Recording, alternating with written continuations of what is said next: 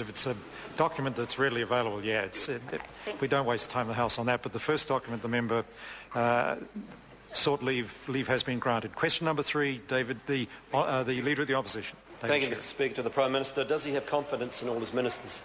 The Right Honourable Prime Minister. Yes. The Leader of the Opposition.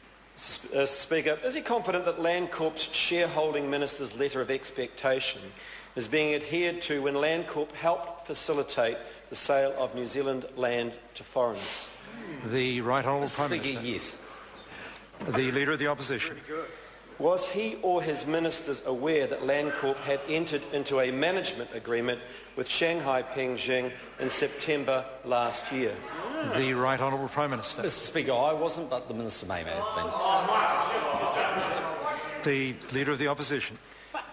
How can he have confidence in the Minister of Foreign Affairs when he is unavailable for comment on the restructure of his ministry, unavailable for comment on the situation in Syria, unavailable for comment on his stolen emails, which included comments about the relations with China and the location of Air Force planes? The Right Honourable Prime Minister. Mr. Speaker, I'm glad the member isn't playing gotcha politics, as he hasn't got anyone yet. Here's Mr McCulley's statement on the restructure of foreign affairs. Here's Mr McCulley's statement on Syria. Quite frankly, the Minister comments where he believes it's necessary. The Leader of the Opposition. Order. Is the Prime Minister showing us these statements because he is unaware of where Mr McCurry might be? The Right Honourable Prime Minister. OK, you got me. I don't know where he is most of the time, but that's just the way it goes. I don't have GPS on the bloke and I don't follow him around the world. And I do sign off on his overseas travel weeks before he goes. But, Mr Speaker, he is Foreign Minister and I do expect him to be overseas an awful lot. The Leader of the Opposition. Order. Has he received assurance? Order, I apologise to the Leader. Order, I must be able to hear the question. A little more reasonableness, please. The Leader of the Opposition. Thank you, Mr Speaker. Has he received an assurance that there has been no security breach or revealing items contrary to the national interest as a result of the hacking of Murray McCulley's emails? And if so, does he expect Murray McCulley to give that assurance to New Zealand? The Right Honourable Prime Minister. Mr Speaker, what I've been advised is that the Minister's personal account was used for that, for personal matters, and for unclassified information was also sent to the account. The Leader of the Opposition. Thank you, Mr Speaker.